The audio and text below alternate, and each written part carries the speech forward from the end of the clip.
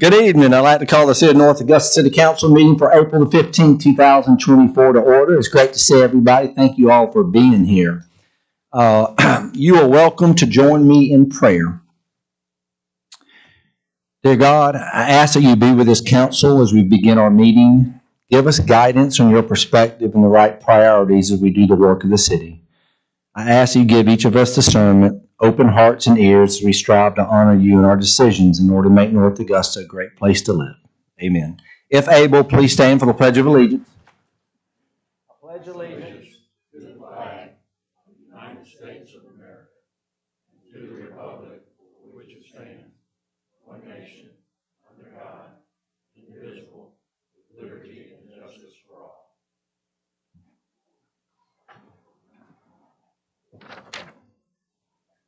Okay. Item 3, roll call, starting from my left. Eric Presnell. David McGee. Pat Carpenter. Britton Williams. Jennifer McCauley. David Buck. Kevin Team. Okay. Item 4, approval of minutes. Are there any corrections, deletions, or additions to the regular City Council meeting minutes of April the 1st, 2024? Hearing none, they stand approved as distributed. Thank you. Okay, proclamations. Feel like we hadn't had any of those in a while. I'm going to ask Ms. Karen Fralick to come meet me in front of the dais, please.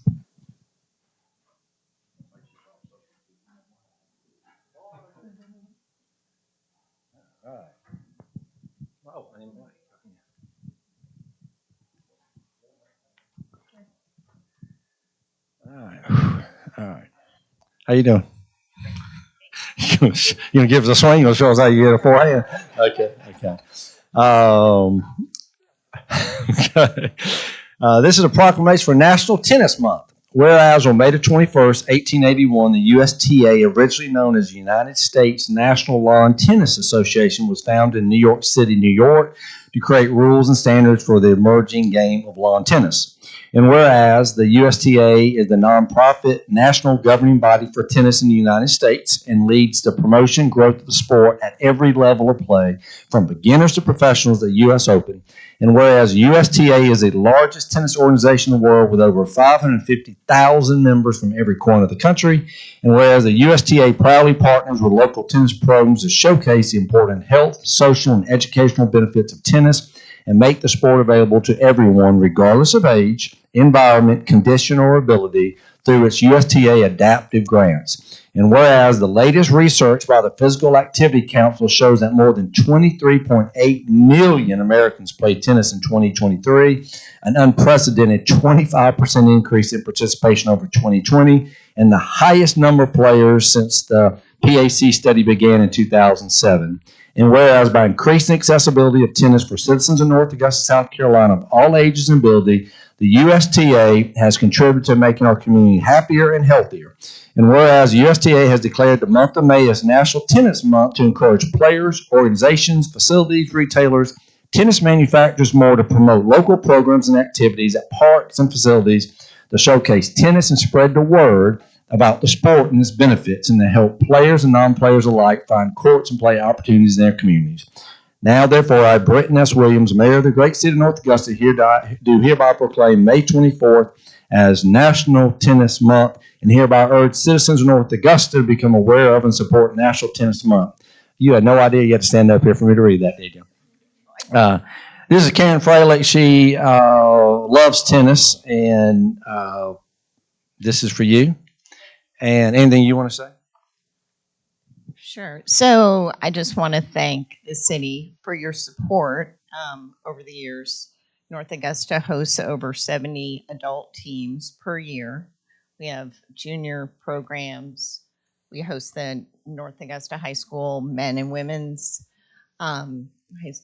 varsity teams, and we really appreciate the support with the facilities, and just look forward to we're having a couple of events. One is April 27th at Spring Fest. We'll have a booth, and then on May 3rd, we'll have a free event for juniors too at Riverview Park. So we just appreciate your past and future support. We appreciate your tennis support. Thank you, Karen. Appreciate it.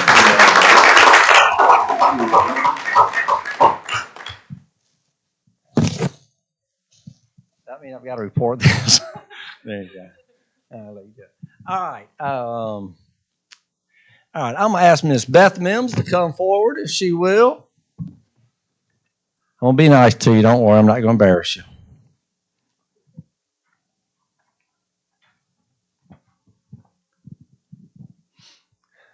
How are you? Good. Beth, why don't you tell everybody, tell us. I'm a dispatcher, 911 admin for the city of North Augusta. Keep everybody straight, don't you? Okay. Well, today, this is National Public Safety Telecommunications Week, April the 14th through April the 20th of 2024. Whereas emergencies can occur at any time that require police, fire, emergency medical services, and whereas when an emergency occurs, the prompt response of police officers, firefighters, and paramedics is critical to the protection of life and preservation of property. And whereas the safety of our police officers, firefighters, and paramedics is dependent upon the quality and accuracy of information obtained from citizens who telephone the City of North Augusta Emergency Communication Center, and whereas public safety telecommunicators are the first and the most critical contact our citizens have with emergency services, and whereas public safety telecommunicators are the single vital link for our police officers, firefighters, and paramedics by monitoring their activities by radio, providing them information, ensuring their safety, and whereas public safety telecommunicators of the City of North Augusta have contributed substantially to the apprehension of criminal suppression of fires and treatment of patients, and whereas each dispatcher has exhibited compassion, understanding, and professionalism during the performance of their job in the past year. Now, therefore, I, Britton S. Williams, the Mayor of the City of North Augusta, hereby recognize the week of April the 14th through April the 20th, 2024 to be the National Public Safety Telecommunicators Week and honor the men and women whose diligence and professionalism keep our city and citizens safe. In witness whereof, I have hereunto set my hand and caused the seal of the City of North Augusta, South Carolina, to be affixed the 15th day of April 2024. Now, Beth, we thank you for what you do, and we've got some other folks that I'm not going to embarrass them by bringing them up here, but I do want to announce them. The first person is Ms. Farah Gunter, Mary Player, Dottie Price, Nikki Miller, and Felicia Barfield, along with Beth Mims. And they literally are frontline. And we thank you for what you do. You're unsung heroes. And we don't tell you enough, but thank you for what you and all of the dispatchers do. Y'all do a great job, and we need you. So there you go. Let's give them a round of applause.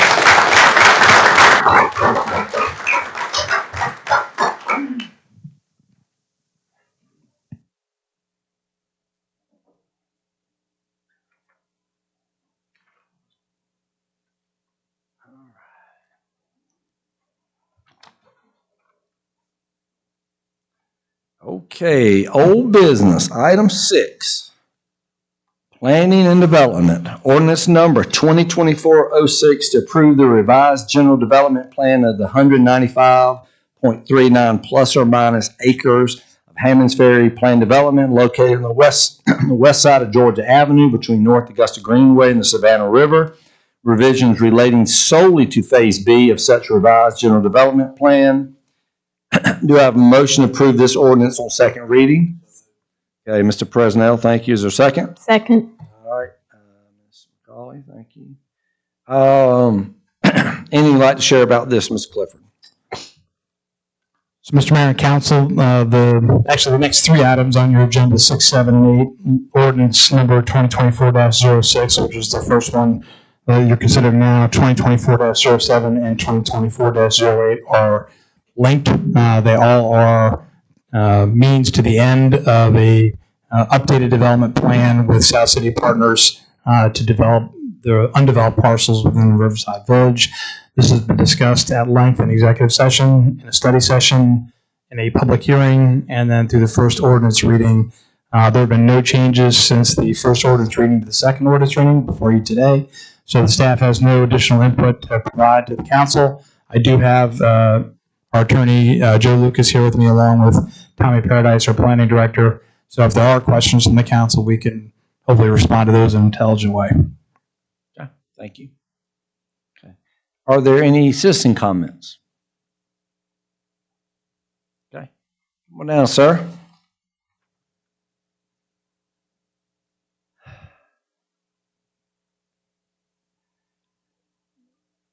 Fred, you know the routine, name and address.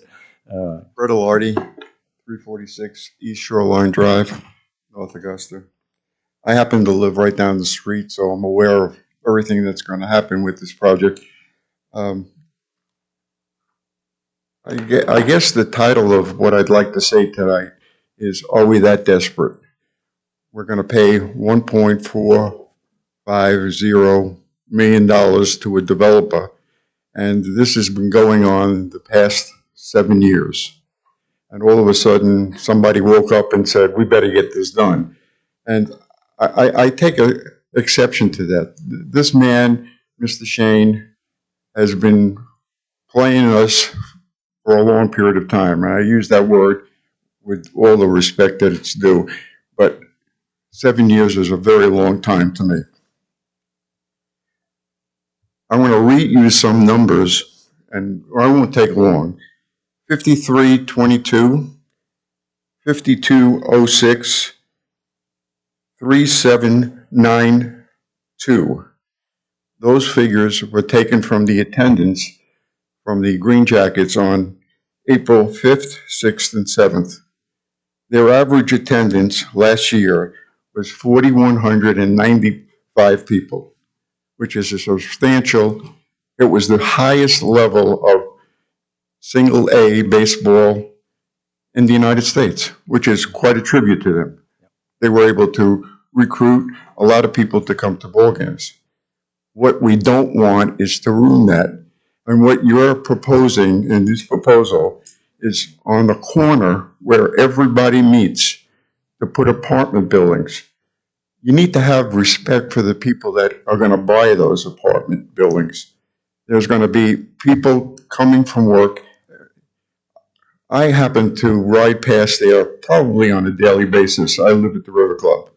And what I recognize is that on game day, which I've learned to tolerate because I can go around, I can go up Riverside Boulevard, and I avoid most of the traffic. But occasionally I go through and see what traffic is coming down that hill and what traffic is, and the confusion that's there. With this, it's not going to get any better.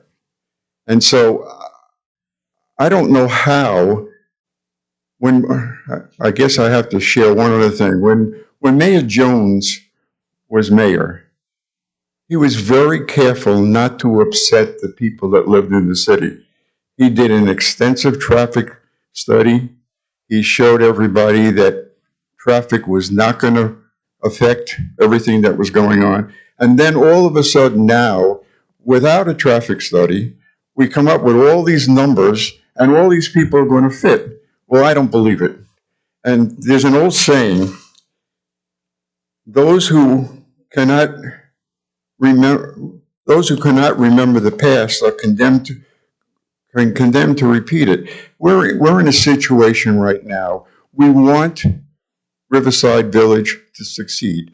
We have lots of restaurants down there that require parking, and we've been able up to this point to get by. I happened to be riding through on Saturday night with all the visitors that we had here from the Masters, and they were trying to put money in the Parking meters. the parking meters. Well, I mean, I hate to say it, that's probably one of the failures of Mayor Jones. In any case, he was having trouble. I directed him how to do it, and he was happy. But what we want to do is please people when they come here. We don't want to upset people. And what you're going to do here by approving this, and I guess in reading that quote, desperate people do desperate things. We're not desperate. It's going to cost us $1.45 million to a man who should have done this 7 years ago. So that's my point tonight. I appreciate everybody for listening. I just want you to go into this with open eyes, and I want to make sure that this works, because every citizen in North Augusta is going to pay the price if it doesn't. Thank you. Thank you, Mr. Lord. Appreciate it, Fred. Anybody else? Okay. Any Council discussion?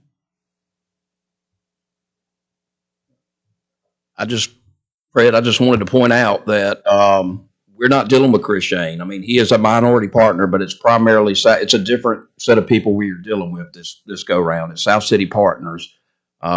Chris Shane has very little to do with it other than since the master development agreement is with him. He's there, but this other one.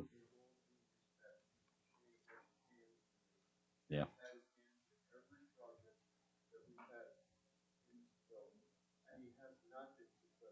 Yeah. Well, all right. So any other council discussion? Okay, hearing none, I'm going to ask for a vote. All in favor? That is unanimous. Thank you. Item 7, plan development, ordinance number 2024-07, abandoning a road right-of-way shown as Wanaka Run on a plat for Hammond's Ferry Ballpark Village Phase B in the city of North Augusta. Do I have a motion to approve this ordinance on second reading? Ms. Presnell. I'll second. Ms. Carpenter, thank you. Anything you want to share about this, Ms. Clifford? No, Mr. Mayor, my comments are that I provided with 3 ordinances. Okay, great. Any citizen comments on this ordinance? Okay, any council discussion? All right, I'll ask for a vote. All in favor? That's unanimous. Thank you. And with item 8, plan development, ordinance number 2024-08, authorizing and approving the execution delivery of a 4th amendment to master development agreement and development inducement agreement and other matters relating thereto. Do I have a motion to approve this ordinance on second reading? So moved. All right, Mr. Buck, thank you. So Mr. McGee. Okay, Mr. Clifford has shared his comments. Are there any citizen comments on this ordinance? Any council discussion? Hearing none, I'll ask for a vote. All in favor? That is unanimous. Thank you.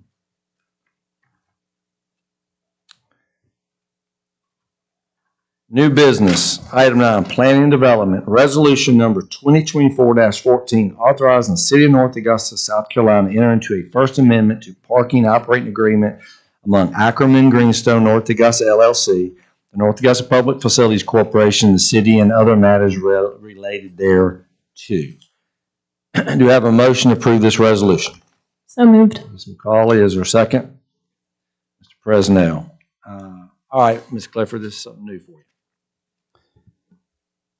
So, Mr. Mayor and Council, this is a resolution that is specifically in regards to what we call the hotel deck across from the Crown Plaza.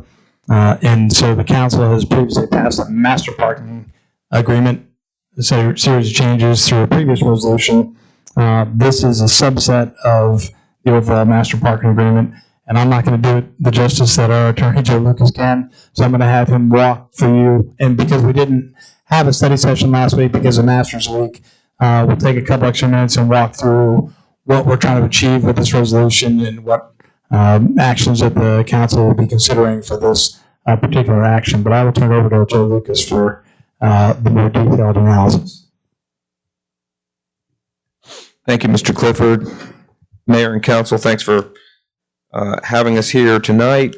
Happy to talk about this First Amendment to Parking Operating Agreement. As Jim said, the parking operating agreement relates solely to the hotel parking deck, which is owned jointly by the city and the North Augusta Public Facilities Corporation. And so they are the two parties, together with the hotel developer, of the original parking operating agreement that council approved by resolution in late 2017 when the hotel was being finished or under construction. The reason that we are amending this original parking operating agreement is that in our negotiations on the amended and restated master parking down the hill, we did a deep dive into the numbers in terms of number of spaces the hotel truly needed. Previously, they required 280. They know that they don't need all those spaces, so we adjusted that number to 260. There were also some additional arrangements between the city and the master developer relating to payments, and I'll talk about those in a second. But we wanted to amend the parking operating agreement to make it consistent with the amended and restated master parking agreement that you all approved on March 18th by resolution. So again, it's not a terribly detailed amendment, but because council did approve it by resolution in 2017, we are following protocol and approving this amendment by resolution. And that, by the way, the North Augusta Public Facilities Corporation just met earlier today and approved this as well as a party to the agreement.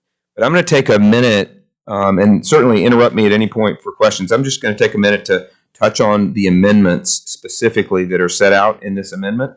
Again, it's the point of it is to make it consistent with the overall parking arrangement as reflected in the amended and restated master parking agreement. So I am on page 2 of the amendment where we get into what is actually being amended in the agreement. First, the 2 definitions of dedicated parking spaces and hotel deck. The changes there were not to add these definitions. These are definitions that are currently in the agreement. It was to adjust the dedicated parking spaces from 280 to 260. And it was to adjust the number of spaces available in the hotel deck from 432 to 451. Again, Tommy and his staff, his colleagues, did a very detailed count of the spaces. So we wanted to properly reflect that. The next amendment in what is Section 2B of this document is an amendment to Section 3.3. And there were only 2 changes. That section remains pretty much as originally written, where it breaks up the percentages of revenues. The 2 changes were in the second line, where we say that we talk about fees collected and paid to the hotel developer. They are exclusive of any fees directly paid to the city, which will, again, I'll touch on in just a second on the next page. And then the other change was to change the 280 dedicated parking spaces to 260. Otherwise, this section remains the same. Then in Section 3.8, at the bottom of page 2, top of page 3. Joe, can I just interrupt you real quick? Under 3.3, where it says item B, 100% of the revenue generating collected by the hotel developer from the other parking spaces, that number is what? That's 451? That's the 451 less the 260. Yep. Okay, good. Just want to clarify that. Yes, sir. Then 100% of the revenue generated from dedicated parking spaces related to Section 4. The dedicated, that's to 260, right? Well, no. So the specific, it says 100% of the revenue generated from the dedicated parking spaces released pursuant to Section 4. So I'll touch on that in Section 4 on the next page. Jump ahead. But those spaces, that's the 100 That's the spaces 100 that are that's gonna flex flow spaces, around. right? Okay, Yeah. thank you. Just want to get clarification on that. Mm-hmm. So 3.8, the management fee, again, that section reads at the beginning like it did before, which is the city agreed at the beginning that the hotel developer, as a manager of the hotel deck, would receive a 4% gross fee from all revenues. However, as you all know, in the master parking agreement, the amended and restated master parking agreement, and in connection with the negotiations with South City, we agreed that South City asked for a certain allotment of spaces in the hotel deck for Parcel K residents, and that number is 160. And that the city agreed to do that with the understanding that the Parcel K owner or the residents of Parcel K would pay the city a monthly fee for the use of those spaces. Currently at $30 a month per space, and that number equates to about $54,000 annually. So that is obviously a win for the city and a adequate consideration for that parking. So the change in Section 3.8 was the bulk of what you see at the top of page 3 of this amendment. It's a long sentence, but it essentially says that the Parcel K residents or owner of Parcel K will pay those monthly fees directly to the city. There's no middleman. Typically, the revenues in the hotel deck have flowed through the master developer, where they take their fee off and then send the city whatever portion Section 3.3 says. But here we wanted a direct line of payment to the city, and then the city will pay the 4% fee back to the developer for that amount. We didn't want any interruption in flow of cash. We want the cash in the account, and we'll pay them their 4%. So that's the purpose of that section. And then finally, the last, let's we did amend a couple of other things I'll touch on the next page. So Section 4 was originally, in the original agreement, governs the use of those flex 100 spaces, but it really wasn't fleshed out in a way that made it clear on how it worked. So we spent a good bit of time with the lawyers for South City and the master developer to really understand how those 100 spaces work. So their first priority right to the hotel if the hotel has an event. So if they have a convention or a wedding or other big event and they need those extra spaces, there's a provision in here for them giving notice of that, and those go first priority to the hotel. If there's not a hotel event and there's a stadium event, either a Green Jacket stadium event or a city stadium event, this provision lays out the terms and conditions under which those spaces get allocated for that event to either the city or to the Green Jackets. So there are a lot of words in here, and we spent a lot of time getting that right, but it allows the different parties to give notice to the others of how this is going to work. So everybody's on notice of an event, and they'll understand where these extra 100 spaces will work. And again, the devil's in the details of getting the logistics right on that. And we've talked about that a lot, but that's what staff is going to really work hard on and drill down on after this agreement gets approved and signed. Joe, Yes, Is yes, it- sir. is this a monthly thing? Is there terms in here that says, when the payments are to be made, or is it quarterly, annually, or do we know that yet? Oh, if you're talking about the fees from Yeah. Parcel K, those are monthly payments. Okay. Yep. And so that 55,000 divided by 12, $4,000 something a month will flow to the city.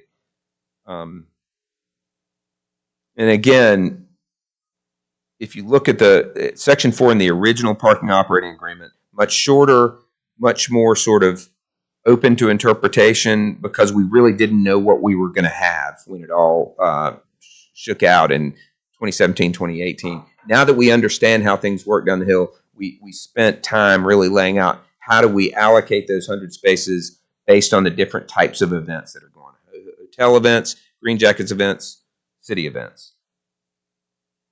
That's the purpose of that amendment. And then on page 4, we updated the address of the stadium deck owner, and we deleted Exhibit C, which was essentially a rehash of the dedicated parking space number and unnecessary. And then we amended Exhibit D, which is the parking rates, to align with what the new amended and restated master parking agreement says. So it's a little deeper dive than usual, but I'm happy to answer any questions on that. Well, really what we're saying is all the parties, whether it's Parcel K, the hotel, the city, the Green Jackets, the numbers work, and then we've got that flexibility with that 100.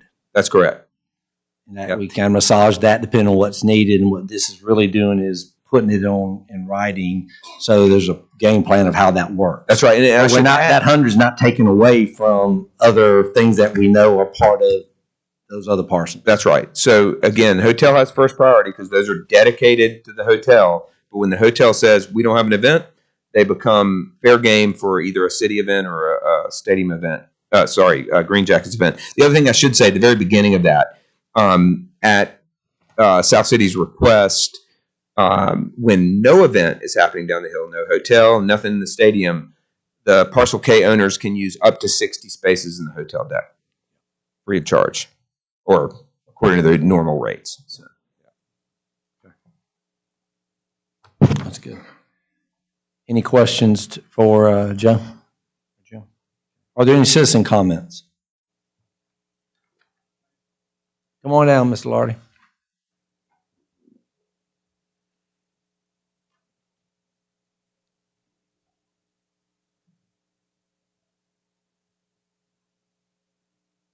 I guess everybody knows my name by now. A couple of questions. If people in Parcel K sleep late, are we going to just take them out of there? How does that all work? Are there barricades up where people can park? Who administers all this? I think what we're playing here with parking spaces, just the impression I have, is musical chairs.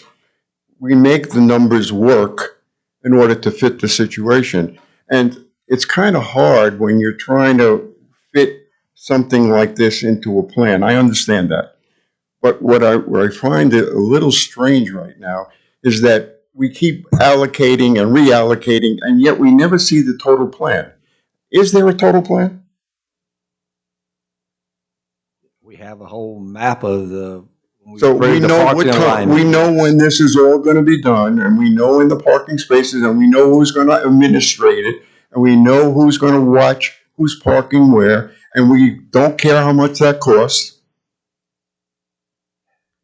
Do we? It's online what the numbers of the parking plan. My question is, we need to administer this whole procedure. The city will do that. With what cost? Is there a cost involved to do this? The cost, I don't know, understand your. There would have to be. Somebody's got to stand there and watch who parks where. Unless we have movable barricades.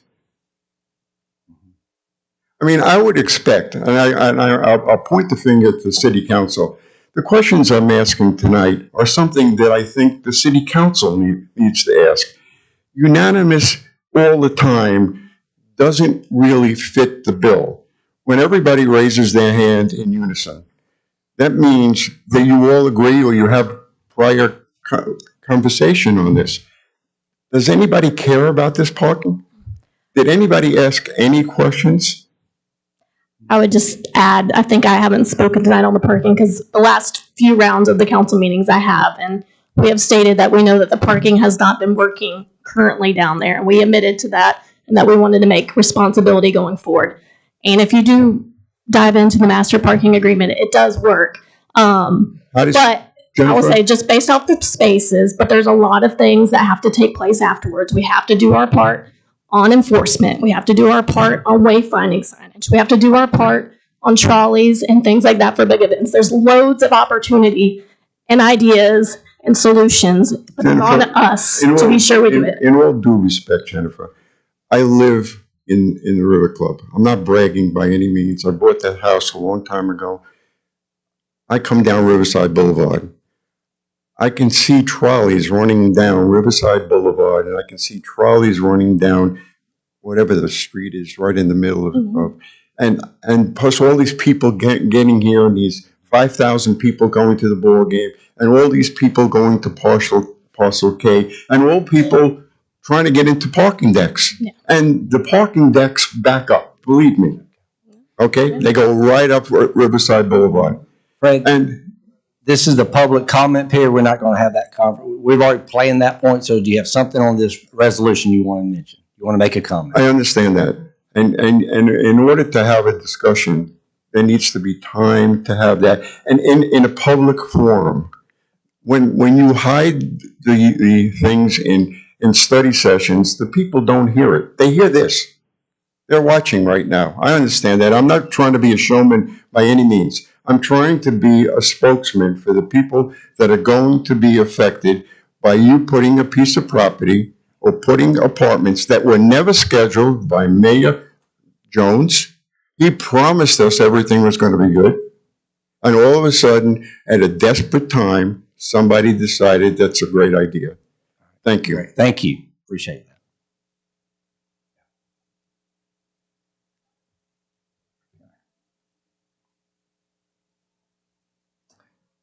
Any council discussion? All thing I will say is, for the folks who are watching, not only did the master parking agreement go in front of the planning commission, the master parking agreement came in front of city council where we voted and had a public comment period. We also had a public hearing that was packed with people talking about it, as well as two public comments. So there's been nothing but full exposure and transparency about the parking agreement. So it's been out there for last month and a half and not longer. Just something I thought about. Fred you brought up the point that, we'd set attendance records, and I think that's been ongoing since the Green Jackets inception. We had 2 seasons without a parking deck down there.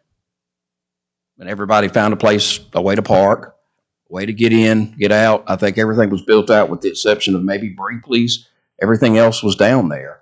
So we did this for 2 seasons with one less parking deck. So, I mean, it can be done. I mean, but back then, back then people were parking on, they were parking on West Avenue, walking up and down, which is still a viable thing. Is it going to be tight? Probably, but again, that's an option. If you're coming to the game, you may want to park on West Avenue and walk down. I know Jennifer mentioned, shuttles. We're looking at a bunch of different options.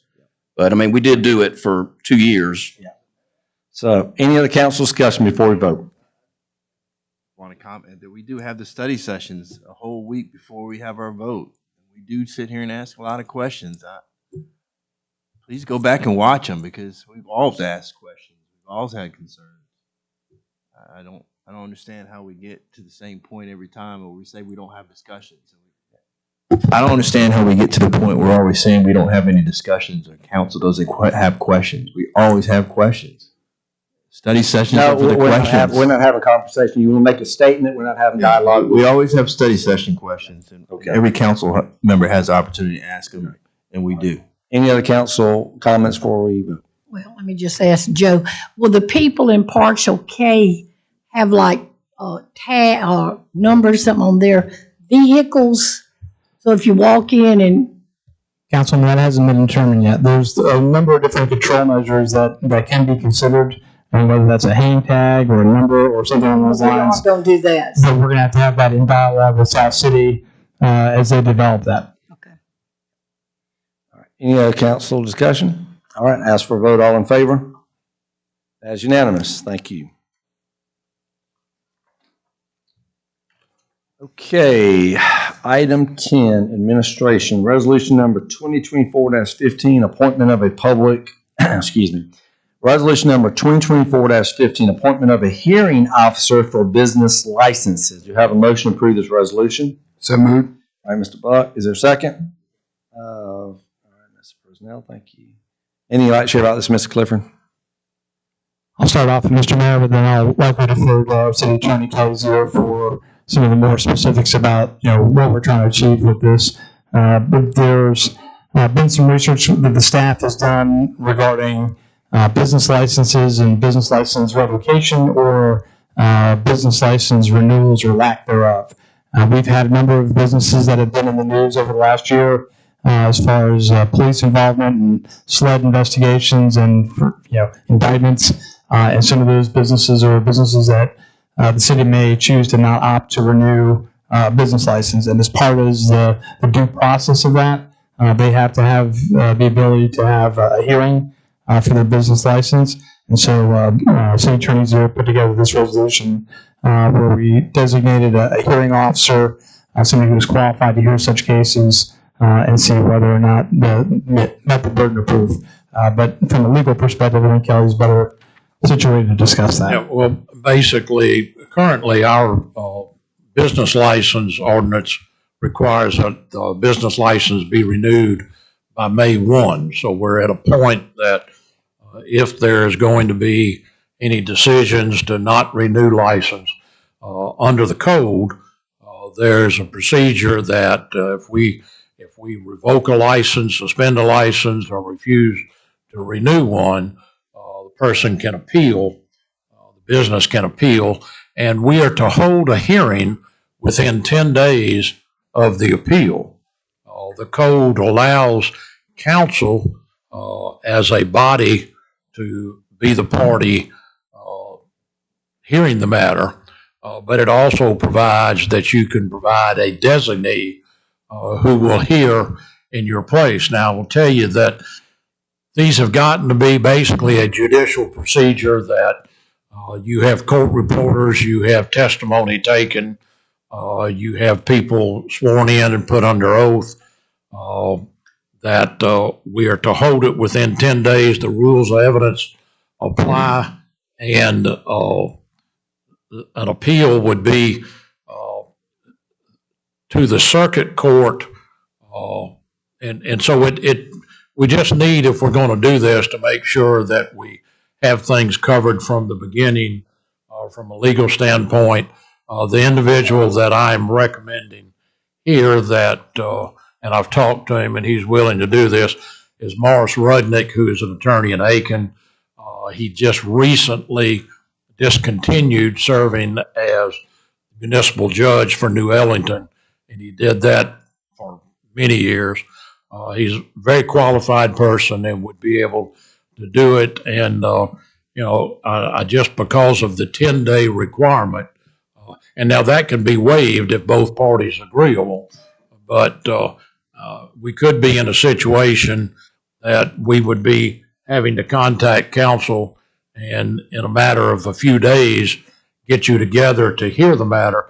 And again, you're going to be operating under the rules of evidence and all, and it's just so much easier and better to have someone that's familiar and used to doing that. Now, under this, because it's a little unusual, because we're not setting a designated hearing officer from now on. But because of the timing that we have right now, we're doing this where he's appointed. Any appeals that are made within the next 60 days, that you are appointing him as the designee to hear those. It's not ongoing, just for this. No, just for that period of time. The standard, that's what people. Is this something new or other cities doing this? No, it's not. It's not really new. This has been in the law for quite some time. We have never had a situation where we've revoked, suspended, or refused to renew a license. But this is a procedure. Last year at one point, I served for the city of Aiken as a designee for a business license issue that they had. Now I'm going to give you an example so you can maybe explain a little better. And this is me with cheerleader camp. I have to have a business license.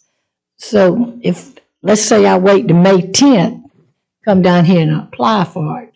So they can say, no, Pat, you've waited too long. Well, what would happen that's not the situation. You obviously have to comply with the rules, with the code.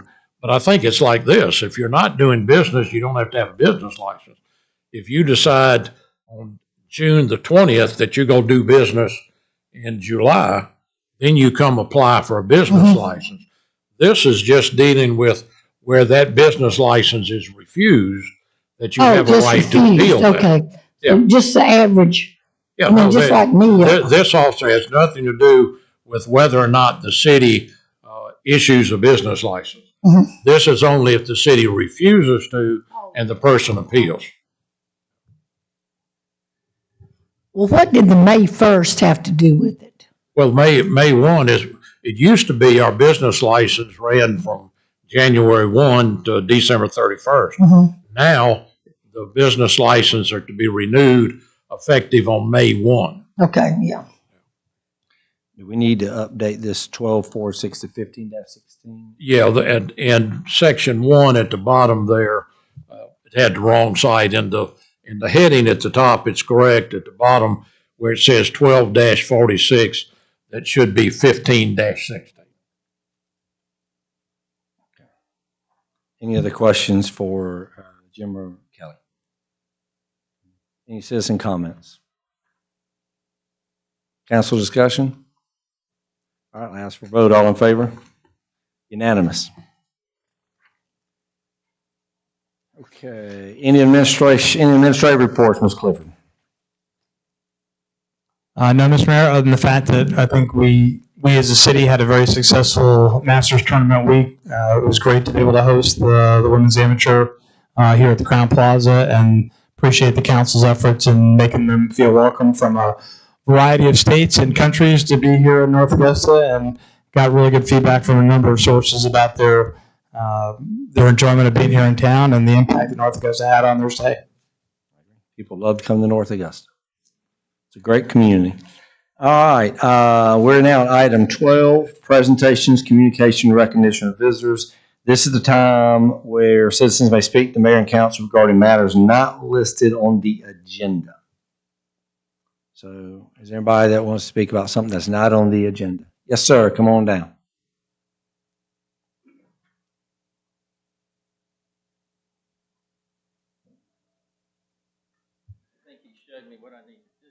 All right. You would just state your name and address for the record, please. I'm Dale Haddon, and I live at 54 Fulton Street, Hammond's Ferry. Dale, thank you. My wife and I moved away for about 10 years. We've lived here for 30 years. We've moved back to Hammond's Ferry and bought an older home, 10 years old. And we've remodeled it. And one of the things that we want to do, and gotten permission from the architectural committee, is to build a new fence, brickwork in the front of the house. On Fulton, we have the problem with the ball cypress trees. And I know that's been a subject before I came here. And I know what I'm hearing recently is that they were going to get the city was going to get a quote or quotes back in March to maybe take out those trees. I'm just looking for an update or who I can go to get an update. Ms. Clifford. Because I can't do anything to my house until we. And I'll just add one other little thing. I have an 89-year-old mother. My wife does too, and both of them have almost tripped and broken their legs walking over these tree roots. Okay. So anyway.